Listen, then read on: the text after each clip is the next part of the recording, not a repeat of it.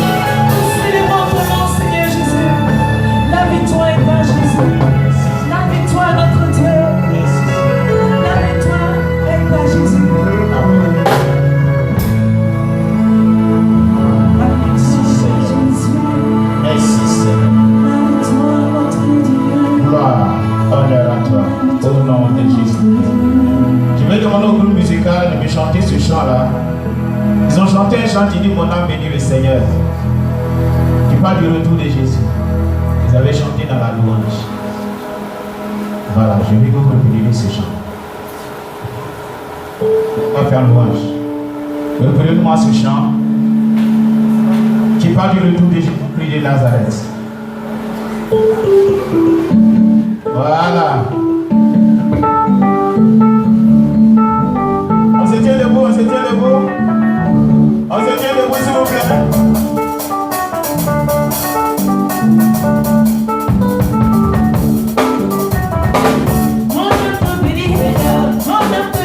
Yeah.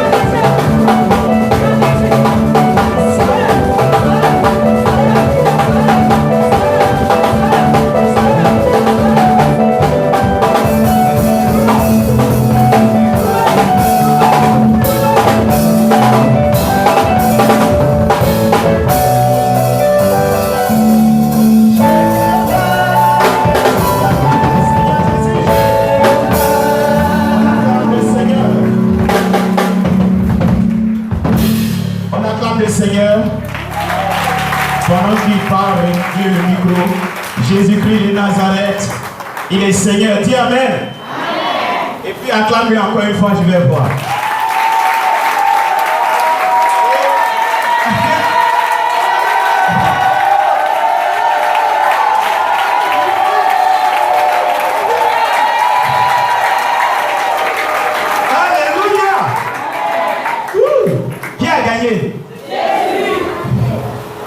Gloire à Dieu.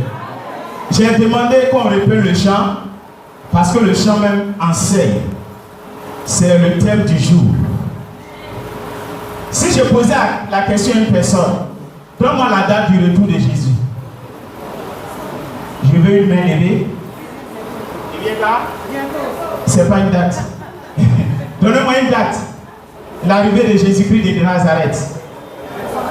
Hein? Personne ne... Alléluia. Vous avez vu? Ce monsieur est sorti matin, sa femme, son fils. Et alors fait un peu de jogging. Comment on appelle ça même? Footing, voilà. Alors fait footing.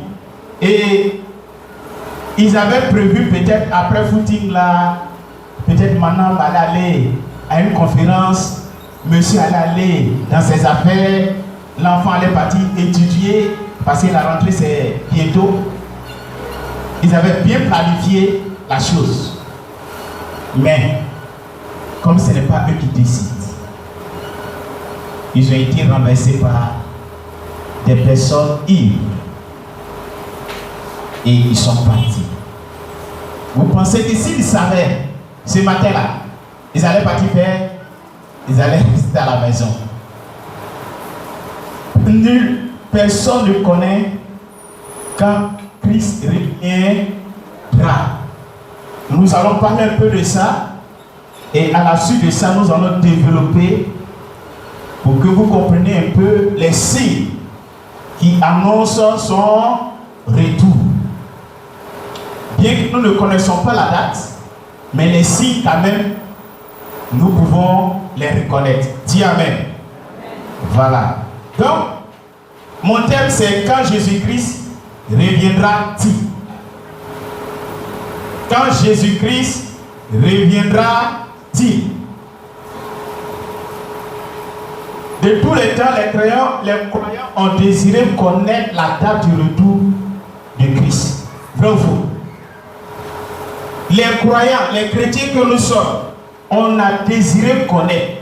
Voici pourquoi nos devanciers ont pris le temps de fouiller pour voir s'il y avait une date qui pouvait te coller là-bas. Ils ont renversé la Bible, ils ont retourné, ils ont cherché. Aucune date n'a été trouvée. À commencer même par les disciples eux-mêmes. Les disciples eux-mêmes ont eu ce problème-là avec Christ. Ils ont posé un jour la question à Jésus. Dis-nous, quand cela arrivera-t-il et quel sera le signe de ton avènement et de la fin du monde? Matthieu 24, verset 3. On va aller plus rapidement. Matthieu 24, le verset 3. On va lire. Les disciples eux-mêmes, ils étaient à Jésus. Et Jésus a commencé à parler des signes, des faits de temps. Jésus dit, voici ce qui va arriver. Voici ce qui va se passer. Voici. Il dit, bon, tout cela c'est long. Nous, on a une question à te demander. Dis-nous, quand cela arrivera-t-il et quel sera le signe de ton avènement et de la fin du monde? Tout ce que tu nous dis là, on est d'accord. Mais donne-nous la date précise pour qu'on puisse après, pour ne pas que ça nous surprenne. Donne-nous la date. Matthieu 24, verset 3. Matthieu 24, verset 3. Il s'assit sur la montagne des Oliviers. Et les disciples vinrent en particulier lui faire cette question. Oui. Dis-nous, quand cela arrivera-t-il? Et quel sera le signe de ton avènement et de la fin du monde? Donc, vous voyez, les apôtres ont approché Jésus parce que Jésus s'apprêtait à rejoindre son trône dans le ciel. Donc, ils se sont approchés pour lui poser des questions. Quel est le temps que tu as fixé pour la fin du monde? Et Jésus va répondre aux apôtres. Est-ce que tu rétabliras le royaume d'Israël? Prends Acte 1, le verset 6. Acte 1. Ils ont posé encore une question là-bas. Verset 6. Oui. Alors les apôtres réunis lui demandaient. Alors les apôtres réunis lui demandaient, Seigneur, est-ce en ce temps-là, est-ce en ce temps que tu rétabliras le royaume d'Israël? Alléluia. La même question revient encore dans Acte 1, verset 6. Il pose encore la question parce que Jésus-Christ a dit, c'est vrai, mais après Israël sera rétabli. Donc il demande, c'est à quel temps, à quel moment le royaume d'Israël sera rétabli? Ils se posaient aussi la question en leur temps. Alors eux aussi, ils avaient besoin de réponses. Mais au cours des siècles aussi, l'Église, fidèle, a regardé à l'horizon pour voir si ce qu'ils voyaient comme signe là allait être la fin du monde. Vrai ou faux? Jusqu'à ce que certains gourous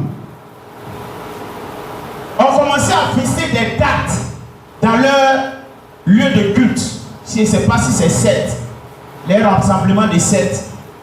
Ils ont commencé à fixer des dates. Je me souviens qu'il y a un même qui allait très loin, tellement que la date était fixée, il a demandé à ses adeptes d'aller tout vendre. Ils ont tout liquidé. Tout. Et puis ils sont venus attendre la fin du monde. Ils sont venus attendre et ils ont attendu. Le temps ils vont se réveiller, le gourou est parti avec tout l'argent. Or que c'était un business pour lui. Ils ont tout vendu, ils lui ont apporté l'argent. Et quand il s'attendait au retour de Jésus, lui, il est parti avant eux. Alléluia. Donc, je veux réveiller la conscience des enfants de Dieu ce matin. Jésus va répondre à cette question. Parce que nous sommes tous inquiets. Nous voulons savoir quand il reviendra. Tout le monde pose la question. On se regarde. Et à un certain moment, on commence à se décourager. Après, on revient encore en feu. Mais tout ceci est fait pour la gloire de Dieu. Jésus, en répondant à la question, la première réponse est que personne ne sait ni le jour, ni l'heure. Matthieu 24, verset 36. Matthieu 24, verset 36. Pour ce qui est du jour et de l'heure, personne ne le sait. Yes. Ni les anges des cieux, ni le Fils, mais le Père seul. Personne ne connaît la date précise. Personne. Donc si quelqu'un se lève un jour et dit, j'ai fait songe, j'ai rêvé comme on a l'habitude de dire, Dieu m'a parlé audiblement, j'ai entendu la voix de Dieu, c'était clair dans mon esprit que c'est en 2021 que Jésus-Christ arrive, tu dis, arrière de moi, Satan. Dieu a caché la date. Personne ne connaît le jour du retour de Christ. Matthieu 24, verset 42 à 44. Il est dit quoi là-bas, frère? Matthieu. Matthieu 24. Il est écrit quoi? Veillez donc. Veillez donc. Puisque vous ne savez quel jour votre Seigneur viendra. Veillez donc. Puisque vous ne savez quel jour votre Seigneur viendra. 42 à 44. Sachez-le bien. Si le maître de la maison savait à quelle veille de la nuit le voleur doit venir, il veillerait et ne laisserait pas percer sa maison. Jamais. C'est pourquoi, vous aussi, tenez-vous prêts, car le Fils de l'homme viendra à l'heure où vous n'y penserez pas. Alléluia. Voici ce qui dit la parole de Dieu. La parole de Dieu nous demande de veiller. On dit de veiller. Regardez quelqu'un qui a des biens. Si le voleur lui dit, aujourd'hui à minuit, c'est là qu'on va venir t'attaquer. Imaginez, ce monsieur il va faire quoi? Il va prendre toutes sortes de précautions. Alléluia. Il va appeler la police. Ils vont faire venir des agents peut-être devant sa porte pour ne pas que ces voleurs-là puissent pénétrer dans sa maison. Mais la Bible dit, si ce monsieur, à cause d'un bien terrestre, veille pour ne pas que les bandits puissent rentrer chez lui, à plus forte raison, nous qui devons demain entrer dans le royaume des cieux, que devons-nous faire? Nous devons aussi veiller. Nous devons veiller sur nos filles. Je prends l'exemple des 10 vierges. La Bible dit elles sont allées à la rencontre de l'époux. Chacune avait sa lampe et puis un peu de pétrole à côté. Et la Bible dit les autres 7 des femmes n'ont pas pu bien gérer. Elles n'ont pas bien veillé. Elles n'ont pas bien calculé. Elles ont mal agi. Et voici que il n'y avait plus d'huile dans leur lampe. Donc les lampes étaient comment? Éteintes. Et c'est là que l'époux s'amène. En fait, l'époux peut te reconnaître seulement par la lumière que tu tiens dans la main, qui est la lampe. Qui est la lampe. Et qu'elle se réveille et voit l'époux venir, et vont vers les soeurs, le peu que vous avez dans ta partagez. Il n'y a pas une personne, on ne partage pas. Chacun pour soi, dans le monde comme ils le disent, et puis ils disent quoi? Dieu pour tous. Ils sont méchants, et le monde. On ne partage pas. Pour dire, lorsque le pouls vient, et que cette lumière-là n'est pas là, tu es déjà écarté, tu es disqualifié. Il faut veiller. De telle sorte que ta lampe soit toujours allumée, que ta lampe continue d'éclairer. C'est en cela que nous verrons la différence. Frère, j'ai dit à quelqu'un, venir à l'église des dimanches, c'est facile. C'est une fois dans la semaine. Et c'est quelque temps, nous passons ensemble. Mais le plus difficile, c'est rester constant par rapport à la parole de Dieu jusqu'au retour de Jésus qui est difficile. Vous voyez, lorsque nous sommes nouveaux dans cette affaire, regardez le zèle que nous avons. Le zèle est tellement, ça déborde qu'à souvent ça devient amer. On est zélé. On te donne des travaux à la maison mais tu ne peux pas faire. Tellement que tu es pressé. Oui. Et puis regarde, c'est comme quand tu l'as reçu, on dit c'est le même jour-là qui va venir. Est-ce que tu n'as pas eu cette impression-là dans ta vie? On dit que c'est où toi tu l'as reçu là. C'est là maintenant il va apparaître. On dirait que c'est là la fin du monde même. Il dit tu l'es plus que tout au monde. Mais au fur et à mesure sur le chemin, ton amour commence à être dilué. Ton amour se dilue. Jusqu'à ce que ton amour soit fané. Une fois que c'est fané, la lampe ne peut plus briller. La lampe est éteinte. Quel est ton sort? Quand il viendra, tu passeras inaperçu. C'est celles qui ont leur lampe allumée qui auront droit à l'époux. Donc je t'exhorte. Il est écrit nulle part une date du retour de Jésus-Christ de Nazareth. C'est vrai. Il n'a pas été écrit quelque part qu'il va venir en 2030. en 2040. Ce n'est pas été écrit quelque part. Mais, je vais poser une question. Qui croit que dans cette salle, il ne mourra pas? La mort physique. Qui croit que cette mort-là, il n'a pas droit à ça? Alléluia. Donc nous tous, nous sommes appelés un jour à mourir. J'ai dit à une certaine catégorie de personnes, je leur dis, il n'y a même pas de débat sur le retour de Jésus.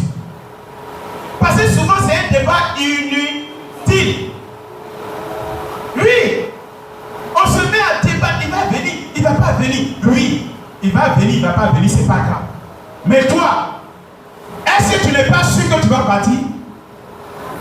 Non, si ce côté-là, tu n'es pas sûr, là, on va faire une étude spéciale pour toi. Est-ce que ce matin, tu n'es pas sûr qu'un jour, tu vas partir de ce monde? Tu es sûr de toi? Tu es sûr qu'un jour, tu vas partir? On ne me répond plus. Apocalypse 3, verset 3.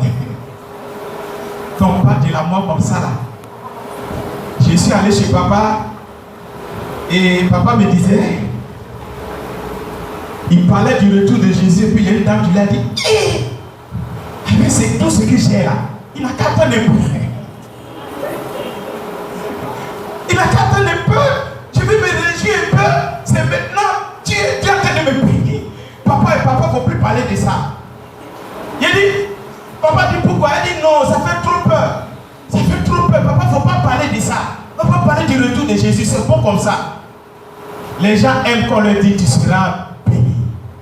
Tu iras aux États-Unis. Aujourd'hui, la maison te donne bien d'avion cadeau pour aller aux États-Unis. Tu n'as pas dit. J'ai un ami, homme de Dieu. Il était à Londres. Il a pris son avion, il est venu en Côte d'Ivoire pour une affaire. Dès qu'il est arrivé, on dit qu'il n'y a plus de vol. Et je l'appelle. Une semaine, je l'appelle et je dis, mais frère, il faut qu'on se voie. Et puis on s'est vu. Quand on est arrivé, il a commencé à bénir le nom d'ici. Il a dit, mais frère, là, tu bénis trop. Il dit, tu ne peux pas comprendre. Quand on m'a dit le nom de moi à Londres, et que je pense que je suis en Côte d'Ivoire, je ne peux que bénir le nom du Seigneur. Frère, la terre sur laquelle tu te trouves en ce moment-là est une terre bénie. Parce que la Bible dit quoi? Tout lieu où la plante de mon pied a touché me sera donné en possession, en héritage. Donc là où moi je suis là, c'est une terre bénie. Alléluia. Apocalypse 3, verset 3. Apocalypse 3, verset 3. Rappelle-toi donc. Comment tu as reçu et entendu. Comment tu as reçu et entendu. Et gardé. Gardé. Et répands-toi. Et répands-toi. Si tu ne veilles pas, je viendrai comme un voleur. Je reviendrai comme un voleur. Et tu ne sauras pas à quelle heure je viendrai sur toi. Alléluia. Alléluia. Frère, il dit, ce n'est pas le fait que tu es tombé qui est le problème.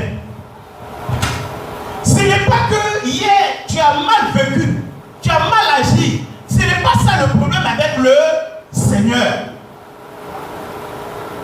Mais il dit, le fait que tu as mal vécu hier, prends le temps de te repentir. Repentir, c'est détourner de la mauvaise voie et d'emprunter la bonne. Alléluia. Donc il n'est pas encore tard. Tant que tu respires, tant que tu es encore sur cette terre, et que tu es capable de faire encore des mouvements, tu peux te repentir.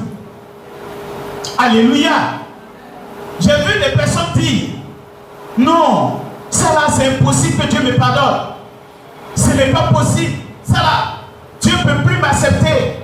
Mais je suis venu te dire, Dieu peut encore t'accepter. Répands-toi. ces œuvres que tu as commises, réponds-toi. Parce que le message de la repentance, c'est pas aujourd'hui, ça a été prêché. Depuis longtemps, ça existe. Même au temps de Jean-Baptiste, on dit qu'il est dans le désert, répentez-vous.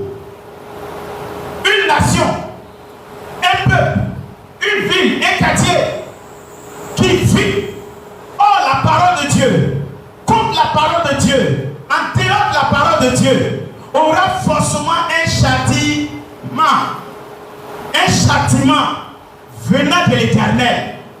Et comme l'Éternel aime ses enfants qu'il a formés lui-même avec la poussière, lui-même il prend sur lui de leur dire, de prendre la peine de se repentir.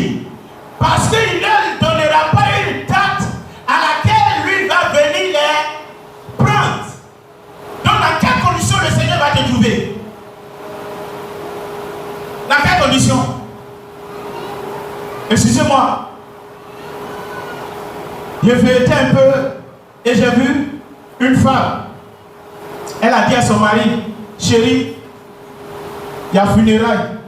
Donc le groupe on doit partir. Le mari dit ok, il n'y a pas de problème. Et puis elle est partie. Ça ne va pas. Il arrive à la maison, à l'hôpital, elle décède. Pourquoi? Elle était où? Elle était, excusez-moi, en plus de, je vais le dire, un homme de Dieu. Elle était avec un prêtre. Elle trompait son mari avec le prêtre. Et les gens partaient dire au mari, le mari dit, je laisse pour moi à Dieu. S'il est vraiment serviteur de Dieu, un jour on verra.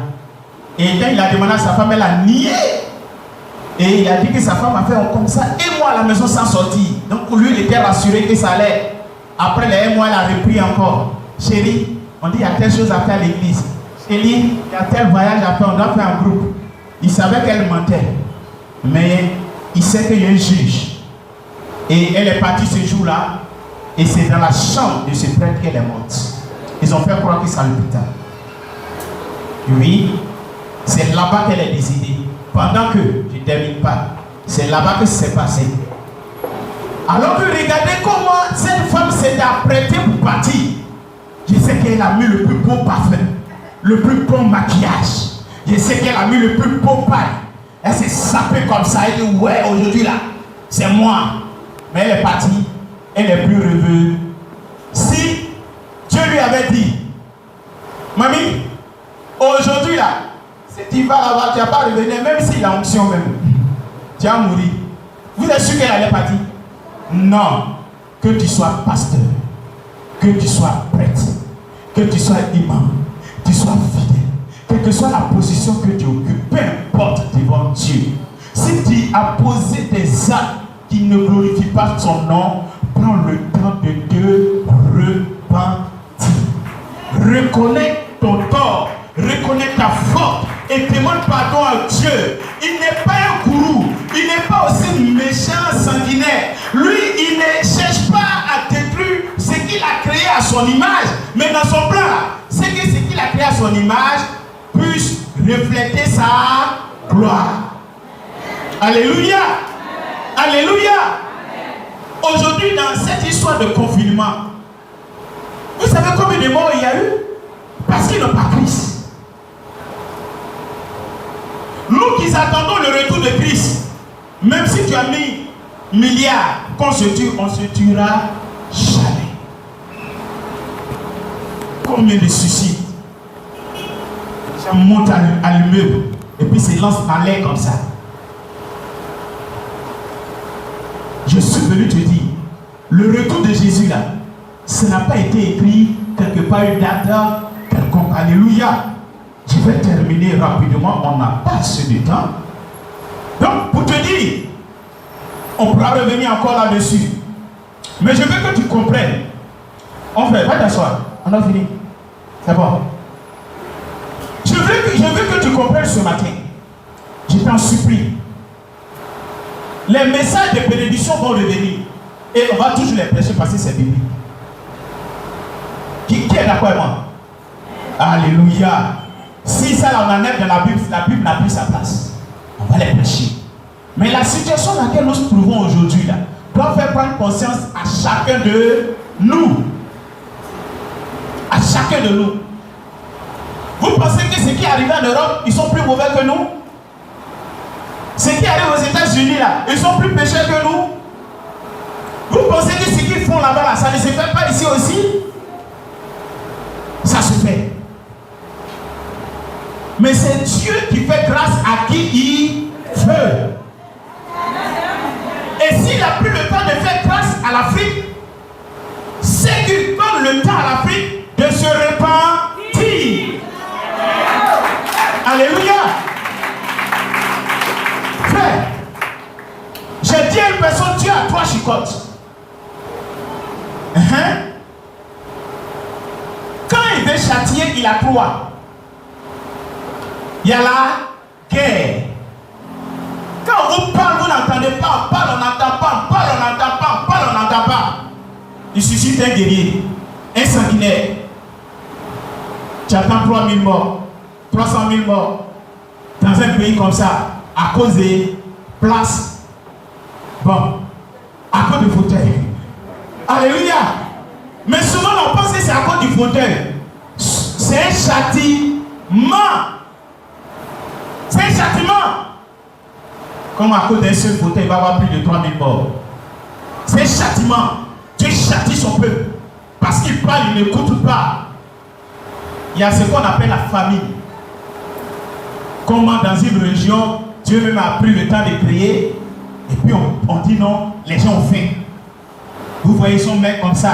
On va vous citer combien de morts dans ces pays-là. Souvent c'est un châtiment. Il n'adore pas le véritable Dieu. Si tu ne veux va faire des recherches. Vous allez voir qu'il n'adore pas le véritable Dieu. C'est un châtiment. Et maintenant, quand vous échappez à la guerre, à la famine, il en va maintenant ce qu'on appelle pandémie. Vous êtes là comme ça, on dit non, c'est un bouton, ça gratte, mais quand ça te gratte net, tu es mort, c'est fini. On dit non, c'est dans l'air, quand tu respires net, tu tombes, tu meurs, c'est fini. Et les gens sont là, le chrétien aujourd'hui se concentre sur la paix. Non, c'est une fabrication. Ils ont fabriqué, ils veulent décimer l'humanité. Ils sont plus puissants que Dieu. Ils sont plus puissants que notre Dieu. C'est eux qui décident. Non. Il faut fabriquer le plus puissant médicament mortel. Si l'Éternel n'a pas accepté, ça n'agira pas sur le peuple. Mais le Seigneur souvent utilise ces personnes-là, ces œuvres-là, pour châtier son peuple. C'est un châtiment pour l'humanité. Et nous qui avons échappé, nous devons prendre conscience. Il y a une maman, elle avait combien? Elle avait 100 et quelques bon. J'ai oublié son âge. Et cette femme, elle a vécu au temps de grippe espagnole. Où les gens mouraient de grippe espagnole. On dit que ça fait 60 000 morts là. À ce temps-là, elle était vivante. Elle a assisté à ça. Elle n'est pas morte. Quand il est venu encore, il est à l'hôpital. Elle est ressortie de l'hôpital. Vivante. Après 100 combien d'années qu'elle avait. Alors qu'on dit que cette maladie ne peut que tuer les vieilles personnes. Mais cette vieille personne a échappé. Je suis venu te dire, ne regarde pas ton âge, ta forme. Ne regarde pas le temps que tu as existé sur la terre même. Ce que tu dois prendre conscience ce matin, c'est que la parole de Dieu est capable de te faire échapper où les autres sont tombés. Alléluia. Et je crois que ici à la Miesa, nous échapperons toujours au nom puissant de Jésus. Ce matin, le retour de Jésus, il n'y a pas une date. Prends conscience. S'il y avait une date, c'est nous les pasteurs les premiers. Et allez dire Seigneur, toi tu sais que tu viens en 2030 pour rester tranquille. Ça là, il y a même une pause qui n'était pas là-bas. À nous aller dans les maquis. Et fini les maquis, les bois de nuit. Quand on a dit 2029, et puis maintenant je viens porter mon habit de pasteur. Et puis maintenant je viens prêcher. Parce que c'était un an, ce n'est rien. Le Seigneur sait que s'il me donne une date, c'est comme ça que je vais agir. Je vous dis la vérité, je suis un homme. S'il me donne une date, c'est comme ça que je vais agir. Il y a parmi nous des personnes aussi qui allaient agir ainsi. Mais le Seigneur dit, il faut veiller sur ta vie. Je ne te donne pas de date. Mais sache que je viendrai comme un voleur. Ce matin, si tu veux, prends conscience. Si tu veux, ne prends pas conscience. Malgré les milliers de personnes qui sont tombées, Jésus-Christ demeure toujours Seigneur.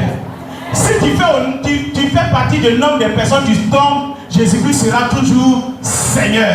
Ce n'est pas à cause de toi. Il va changer de position. Mais à cause de toi, à cause de ce qu'il t'aime, la Bible dit, à un moment il a changé de position, il est venu sur la terre. Alléluia. À cause de toi encore, la Bible dit bientôt, il changera encore de position. Il viendra encore sur la terre. Ce matin, le retour de Jésus est imminent. Le retour de Jésus, avec tous les signes qu'on va vous enseigner bientôt, vous verrez que ce n'est pas loin. C'est bientôt qu'il revient. Ce matin, que Dieu te garde, que Dieu te fortifie, et que le voile qu'on avait mis sur ta conscience soit déchiré au nom puissant de Jésus. Et que tout le mal que tu avais prévu faire les temps-ci, parce qu'il y a certaines personnes qui me disent, la vie n'est pas longue, la vie est très courte, parce qu'il faut vivre, mon frère il faut vivre, la vie qui est courte là, sache que si elle est courte, si tu meurs dans ce petit laps de temps là, où iras-tu, où passeras-tu le reste de ta vie? Ce matin, l'éternité t'est donnée, à toi de choisir ou de refuser. La gloire revient à Jésus-Christ de Nazareth. Acclamez très fort s'il vous plaît.